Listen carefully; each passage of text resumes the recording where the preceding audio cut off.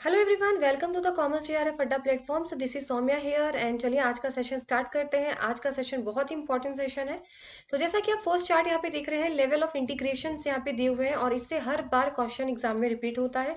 चाहे वो दिसंबर अभी 2024 में इससे रिलेटेड क्वेश्चन आया था, जो कि आपको सीक्वेंसिंग में ये क्वेश्चन आपको यहाँ पे लगाने थे। आपको ये ऑप्शन दे दिए थे और आपको सीक्वेंसिंग में लगाने थे कि पहला नंबर पे कौन सा आएगा, सेकंड कौन सा आएगा, और हर बार ये रिपीट होता है in the form of match the column, in the form of sequencing. और सिंगल लाइनर में भी क्वेश्चन इससे काफी ज्यादा आते हैं। तो ये आप यहाँ पे अपना 5 स्टार टॉपिक यहाँ पे आप अपना बना सकते हो। यहाँ पे 2 मार्क्स यहाँ पे अपना कंफर्म कर लीजिए, ठीक है। तो एक ही चार्ट में कोशिश करूंगी कि आपके सारे डाउट्स क्लियर हो जाएं और सारी चीजें जो है एक ही चार्ट के थ्रू आपको समझ में आ जाए। तो सबसे पहले आप यहाँ पे देख रहे हैं लो और हाई लिखा हुआ है, ये है आपका कॉम्प्लेक्सिटी। जैसे जैसे ये बढ़ता जाएगा वैसे वैसे कॉम्प्लेक्स कॉम्प्लिकेशंस बढ़ते जाएंगे। जैसे जैसे ये हाई होता जाएगा, लेवल ऑफ इंटीग्रेशन भी हाई होता जाएगा। सबसे पहले आता है फ्री ट्रेड। फ्री ट्रेड का यहाँ पे क्या मतलब है कि जब कोई भी दो कंट्री आपस में जो है वो फ्री ट्रेड करने लग जाए, यानी कि हम इंपोर्ट एक्सपोर्ट करेंगे पर हम यहाँ किसी भी तरीके का टैरिफ नहीं लगाएंगे। जैसे फॉर एग्जांपल अगर इंडिया है और जापान है, तो इंडिया और जापान अगर फ्री ट्रेड में आते हैं, अगर उन्होंने फ्री ट्रेड कर ब्लॉक बनाया हुआ है अपना, तो उसमें क्या होगा कि अब जब चाहे इंडिया एक्सपोर्ट करे चाहे आपकी जापान इंपोर्ट एक्सपोर्ट कुछ भी करे, दोनों बीच में कोई भी टैरिफ नहीं लगाएंगे। सिंपल, सिर्फ मेंबर्स कंट्री के बीच में होगा। ये मेंबर्स कंट्री का मतलब अगर आप दोनों मेंबर हैं या नहीं, यानी एक ट्रेड ब्लॉक बनाया जाता है। तो ट्रेड ब्लॉक में क्या होता है कि अगर जो मेंबर्स कंट्रीज है ना, सिर्फ वही टैरिफ हटाएंगे और दूसरी कंट्री को इजाजत यहाँ पर टैरिफ हटाने की नहीं है, ठीक है। अगर इंडिया है, जापान अगर मेंबर्स हैं, तो इंडिया जापान अगर एक्सपोर्ट इंपोर्ट करते हैं तो यहाँ पर टैरिफ नहीं लगेगा। लेकिन अगर इंडिया जो है वो बांग्लादेश के साथ करती है या किसी और कंट्री के साथ करती है तो टैरिफ लगेगा। ये सिर्फ यहाँ पे कीवर्ड है reduction of tariff between members. जैसे कि नाफ्ता, जैसे कि आपका आशियन, ठीक है, आपका मर्कसर। देखिए ये क्वेश्चन यहाँ पे सिंपल डायरेक्ट आया था कि आपको जो ये जो दिया हुआ है यहाँ पे कि मर्कोसर जो ये यहाँ पर है वो कौन सा लेवल ऑफ इंटीग्रेशन आता है। जैसे कि आपका free trade, custom union, common market. इसीलिए मैंने ये एग्जांपल यहाँ पे मेंशन किया हुआ है कि आपका अगर इस तरीके से अगर पूछ लिया जाता है आपसे कि नाफ्ता है, आशियन है, तो ये कौन से लेवल ऑफ इंटीग्रेशन में आते हैं, तो ये आपका फ्री ट्रेड के अंदर आता है, ठीक है। अब आगे बढ़ते हैं। आगे है आपका कस्टम यूनियन। कस्टम यूनियन का यहाँ पे क्या मतलब है, कॉमन एक्सटर्नल टैरिफ होगा। देखिए इंडिया और जापान था, तो इंडिया और जापान तो आपस में टैरिफ नहीं लेंगे, लेकिन अगर वो तीसरी कंट्री के साथ एक्सपोर्ट करेंगे, जैसे फॉर एग्जांपल अमेरिका के साथ, तो उनका एक कॉमन एक्सटर्नल टैरिफ होगा। बाहर के मेंबर के लिए एक कॉमन ही रखेगा। तो जो इंडिया टैरिफ लगाएगा वही जापान लगाएगा, यानी कॉमन होना चाहिए, ठीक है। नेक्स्ट है आपका कॉमन मार्केट। और जैसे जैसे ये बढ़ता चला जाएगा वैसे वैसे ये इनमें ऐड होता जाएगा, ठीक है। यहाँ पे ये प्लस होता चला जाएगा। अगर मैं कस्टम यूनियन की बात करूँ तो कस्टम यूनियन के अंदर फ्री ट्रेड भी आएगा। कस्टम यूनियन के अंदर पहला पॉइंट आएगा आपका reduction of tariff between members plus common external tariffs. जैसे जैसे बढ़ता जाएगा ना, तो ये पीछे के जितने भी पॉइंट्स होते हैं वो भी कवर करते हुए आगे बढ़ते हैं, ठीक है।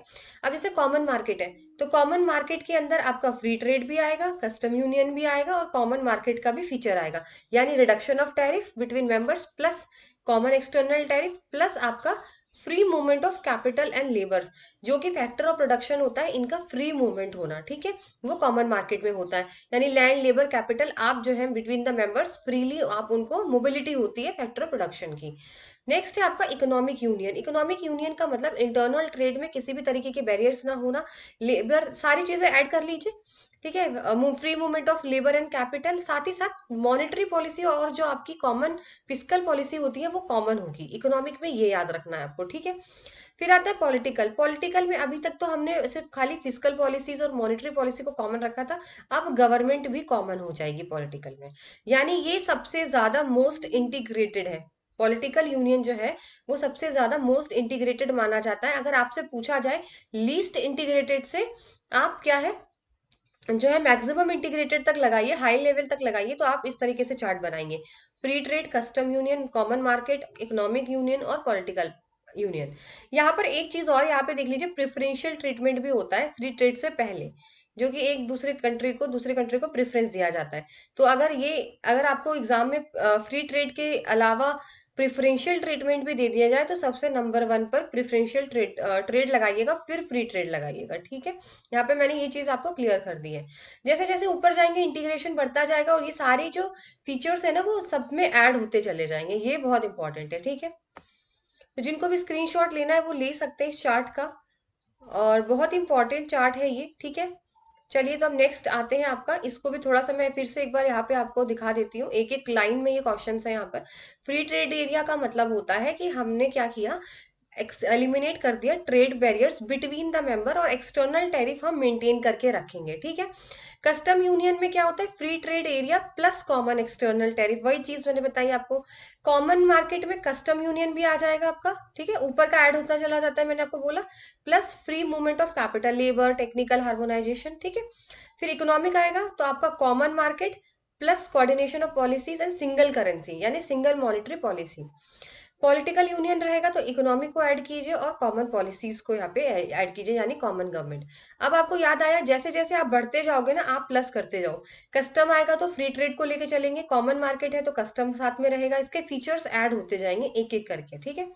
तो मैंने आपको इस चार्ट के थ्रू बता दिया कि किस तरीके से ऐड करना है, देखिए बहुत इजी है। और इस तरीके के सेम कीवर्ड्स सेम एग्जाम, जैसे आपको एग्जाम में सेम लाइन्स आ जाती हैं, ठीक है, तो ये आप याद रखिएगा। अब आते हैं trade diversion and trade creation. देखिए मैं बहुत सिंपल तरीके से आपको यहाँ पे एक चीज बताने वाली हूँ, ट्रेड क्रिएशन और ट्रेड डाइवर्जन का। फॉर एग्जाम्पल समझिए एक कंट्री है ए, ठीक है, यहाँ पर वो एक्सपोर्ट इंपोर्ट करती है, तीन कंट्री के साथ है उनका, ठीक है। मैं नाम नहीं लूंगी किसी भी कंट्री का, आप एग्जाम्पल से समझ जाओ। एक्स है, वाई है, और आपकी जेड है, ठीक है। तो ए कंट्री है, एक्स कंट्री है, वाई कंट्री है, जेड कंट्री है। अगर ए कंट्री क्या होता है, तो ए कंट्री जो है उनके यहाँ क्या होती है, वॉचेस नहीं बनती, ठीक है, वॉचेस नहीं बनती। तो उसने क्या बोला कि आप वॉच जो है वो एक्स बनाता है 200 रुपए में, ठीक है, वाई बनाता है 300 रुपए में,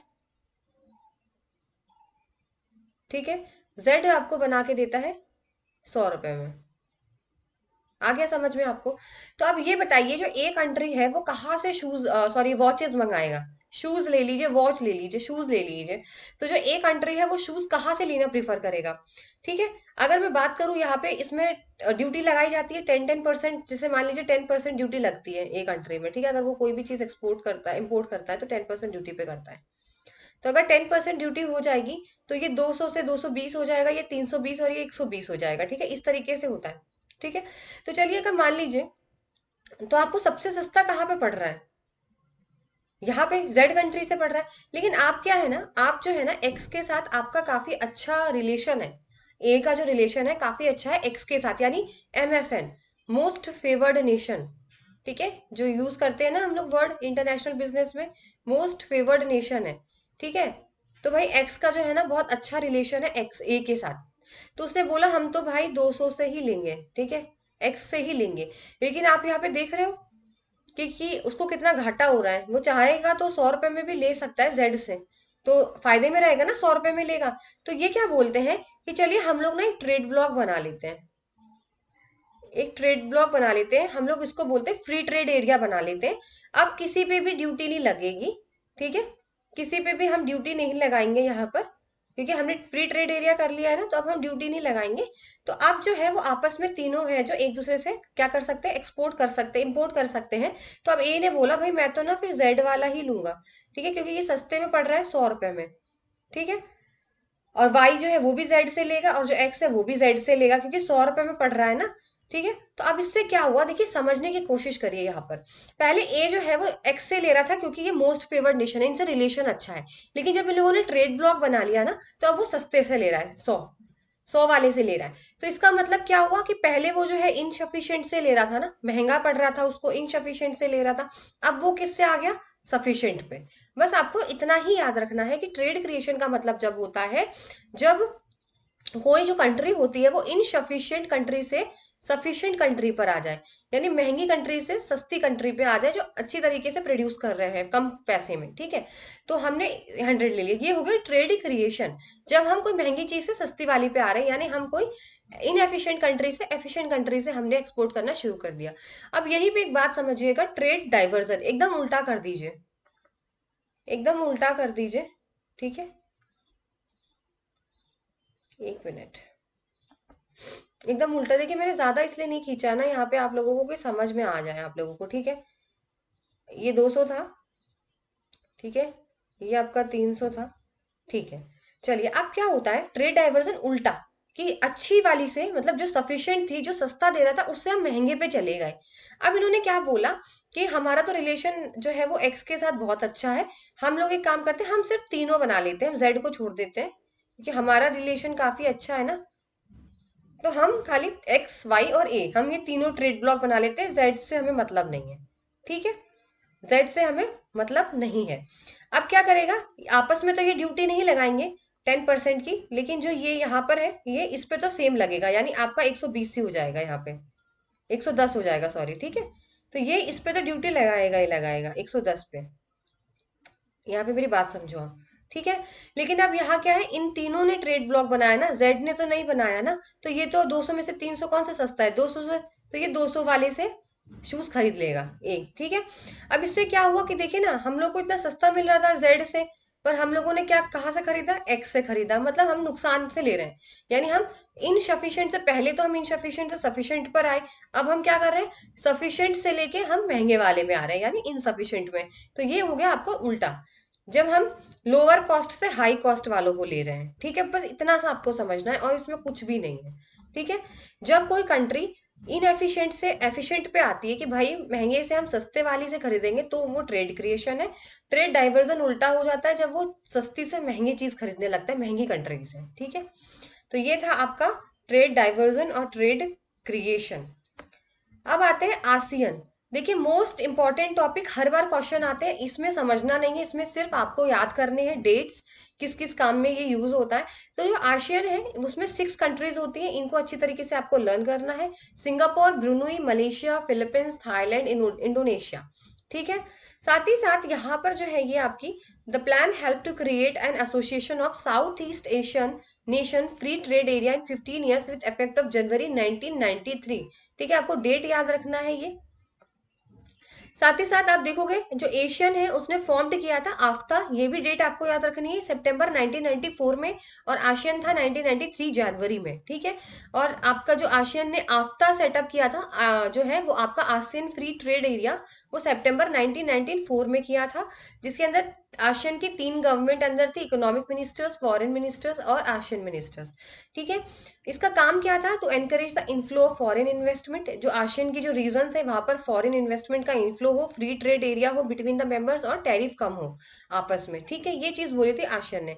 इनके जो याद कर लीजिए प्लीज आप लोग, आशियन कंट्रीज के जो नेम्स हैं वो बिल्कुल रट लीजिए, हर बार क्वेश्चन आते हैं। थाईलैंड है आपका, देखिए शॉर्ट फॉर्म भी है ये, थोड़ा सा अगर आपको याद रखना है कि टीवीसी लिप एमबीबीएस, इस तरीके से याद रखना है आपको, टीवीसी लिप एमबीबीएस, ठीक है।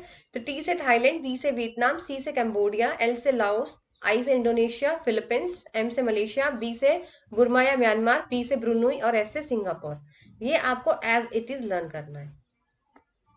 चलिए, अब आता है नाफ्ता। नाफ्ता भी बहुत इंपॉर्टेंट है। नाफ्ता जो है वो आपका इंप्लीमेंट हुआ था टू प्रमोट, इसमें सिर्फ 3 स्टेट्स हैं याद करने के लिए, यानी तीन जो है वो आपकी कंट्रीज हैं इसके अंदर, जो आपको याद रखनी है, ज्यादा लंबी नहीं है ताकि आप भूल ना जाए। इसमें यूएस, कनाडा और मैक्सिको होता है। ये आपका जो है वो जून में, ये क्वेश्चन आपका 2023 के अंदर भी ये क्वेश्चन पूछा गया है, इसीलिए इसको आपको ढंग से 3 याद करना है, यूएसए, कनाडा एंड मैक्सिको, ठीक है। और ये कब आया था, जनवरी 1994 में। तो ये आप लोगों को पॉइंट्स याद रखने हैं, ये जनवरी 1994 में आया था। इसके जो स्टेट्स है वो United states, Canada and Mexico. ये तो आपको एज इट इज डेट याद करनी पड़ेगी, आपके पास कोई और ऑप्शन नहीं है, ठीक है। फिर एक चीज आपको यहाँ पे ये और याद रखनी है कि नाफ्ता ने जो है ना वो टर्मिनेट एंड रिप्लेस कर दिया था। किसने रिप्लेस किया था नाफ्ता को, USMCA, United States, Mexico Canada agreement. देखिए कंट्रीज सेम रहेंगी आपकी, ये जो मैंने आपको यूएस में यूनाइटेड स्टेट, मैक्सिको और कनाडा जो बताया है वो तो सेम रहेगा, पर नाफ्ता को रिप्लेस किया था यूएसएमसीए, इसका फुल फॉर्म है। और इनका फुल फॉर्म भी याद रखना है आपको, ठीक है। United States Mexico Canada agreement 2020 में हुआ था ये, इसे इसको भी याद रखिए। अब आता है साफ्ता। साफ्ता इसका फुल फॉर्म भी याद रखिएगा, south Asian free trade area. देखिए फुल फॉर्म बिल्कुल आया था, सार्क का आया था आपका फुल फॉर्म, ठीक है। अरे एक मिनट, ठीक है। तो आपको साफ्ता के बारे में क्या याद रखना है, इसका full form south Asia free trade area, ये फ्री एग्रीमेंट होता है सार्क का, ठीक है, between the members of south Asian association of regional corporation, इसका भी फुल फॉर्म याद रखिए। ये आया कब था? 6 जनवरी 2004 को ये साइंड हुआ था और आया था ये 1 जनवरी 2006 में। इसको याद रख लीजिए, डेट्स एज इट इज पूछी जाती हैं एग्जाम में। तो ये आया था आपका 1 जनवरी 2006 के अंदर, ठीक है। इसका काम क्या क्या था ये भी याद रख लीजिए। देखिए, साफ्ता है तो साउथ एशियन रीजन्स जो होते हैं उनके लिए यहाँ पर है, लिबरलाइजेशन के लिए, ठीक है। यानी जो साउथ एशियन ट्रेड्स जो रीजन्स होते हैं उनका ही फायदा करेगी ये, ठीक है। Tariff non tariff restrictions among SAARC members वो रिमूव करना होता है। इकोनॉमिक कॉपरेशन इंटीग्रेशन होता है, ठीक है। इक्वल ट्रेड अपॉर्चुनिटी मिलती है, किसी भी तरीके का कोई भेदभाव नहीं होना चाहिए। ये सारी चीजें बताई गई हैं। मोस्ट इंपॉर्टेंट आ जाइए फिर से यहाँ पर, कंट्रीज के नाम है, इनको अच्छी तरीके से लर्न करना है। मालदीव्स, ठीक है। इसका देखिए शॉर्ट फॉर्म क्या है, मालदीव्स। याद करने का आप कुछ भी निमोनिक्स बना सकते हो, ठीक है। आप चाहो तो कुछ भी बना लो यहाँ पर। जैसे मालदीव्स हो गए, नेपाल है, पाकिस्तान है, श्रीलंका है, अफगानिस्तान है, बांग्लादेश है, भूटान है, इंडिया है। एज इट इज इसको लर्न कर लीजिए, इतना इंपॉर्टेंट है ये, ठीक है। इनके नाम जरूर आते हैं, ठीक है, कि ये हफ्ता के अंदर आता है या नहीं आता है। तो आप याद कर लीजिए, मालदीव्स, नेपाल, पाकिस्तान, श्रीलंका, अफगानिस्तान, बांग्लादेश, भूटान और इंडिया, ठीक है। चलिए, नेक्स्ट है आपका सार्क, मोस्ट इंपॉर्टेंट। यहां से आपका हेडक्वार्टर्स आते हैं इनके, इनका डेट आता है, इनकी जो कंट्रीज है उनका नाम आता है, मेंबर्स कंट्रीज का। सार्क जो है इसका फुल फॉर्म है south Asian association for regional corporation, ठीक है। ये साइंड कब हुआ था? ढाका में साइंड हुआ था ऑन 8 दिसंबर 1985, पूरा याद रखना है आपको, ठीक है। 8 दिसंबर 1985 ढाका में, ठीक है। 8 दिसंबर 1985। अब बात करते हैं इसकी countries, Bangladesh, Bhutan, India, Maldives, Nepal, Pakistan and Sri Lanka. Met for the first time in Colombo in April 1981। Afghanistan इसका नया मेंबर है, तो Afghanistan become the newest member of the SAARC. कब हुआ था? 2005 में। ये डेट याद रखनी है। नया मेंबर कौन सा कब आया था वो याद रखना है। इसका हेडक्वार्टर लर्न करना है, काठमांडू नेपाल में इसका हेडक्वार्टर है। मोस्ट इंपॉर्टेंट ये है। अब आपकी इसकी कंट्री के नाम, कंट्री के नाम याद करके कैसे करेंगे, इसको आपको याद रखना है। MBBS निमोनिक बता रही हूँ, ठीक है। एम, जिस तरीके से मैंने इसको याद किया था, M for Maldives, B for Bangladesh, MBBS, B for Bhutan, ठीक है। S फॉर श्रीलंका, S बहुत अच्छी तरीके से याद होंगे आपको। MBBS पेन, पेन, P से पाकिस्तान, A से अफगानिस्तान, ठीक है। I से इंडिया और N से नेपाल। याद हो गया आपको? निमोनिक्स भी दे दिया मैंने आपको। MBBS पेन, ठीक है। इससे आपको याद रहेगा मालदीव्स, बांग्लादेश, भूटान, श्रीलंका, पाकिस्तान, अफगानिस्तान, इंडिया और आपकी नेपाल। यहाँ पर ये कंट्रीज है, कंट्रीज ऑफ सार्क। इससे क्वेश्चन आ चुका है, कई बार आया है, ठीक है। अब इसमें मैं कुछ समझा नहीं सकती आप लोगों को, क्योंकि इसको तो आपको याद करना पड़ेगा, ठीक है। मैंने निमोनिक्स दे दिया है, मैंने खुद इसी से इसको लर्न किया था, तो मैंने आपको MBBS पेन का निमोनिक्स यहाँ पे बता दिया है। तो आप चाहें तो याद कर सकते हो, खुद से बनाना चाहे निमोनिक्स तो आप बना सकते हो। अब आता है यूरोपियन यूनियन, ये भी काफी इंपॉर्टेंट क्वेश्चन यहाँ से बनते हैं। यूरोपियन यूनियन जो है वो आपकी इसके अंदर 27 EU कंट्रीज है, ठीक है। यूरोपियन कंट्रीज है, ये याद रखनी है आपको, कितनी है? 27, ठीक है। अब बात करते हैं इसके नेक्स्ट, जो आपको इसमें याद रखना है वो क्या याद रखना है? Member countries. तो इसकी 27 मेंबर्स कंट्रीज है, ये आपको याद रखना है। फाउंडिंग मेंबर्स आपको याद रखने हैं। Belgium, France, Germany, Italy, Luxembourg and Netherlands were the original member. Recent अभी ऐड हुए हैं क्रोशिया एंड बल्गेरिया। और नॉन मेंबर कौन है, ये बहुत इंपॉर्टेंट है।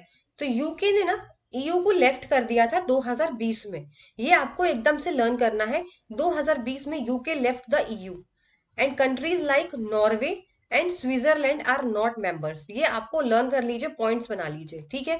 फाउंडिंग मेंबर्स कौन से हैं, रिसेंट क्या है, नॉन मेंबर्स कौन से हैं, ठीक है। ये आपको याद करने हैं। और कौन कौन मेंबर यहाँ पर नहीं है, तो नॉर्वे, स्विट्जरलैंड और यूके मेंबर नहीं है, क्योंकि यूके ने EU को छोड़ दिया था 2020 में।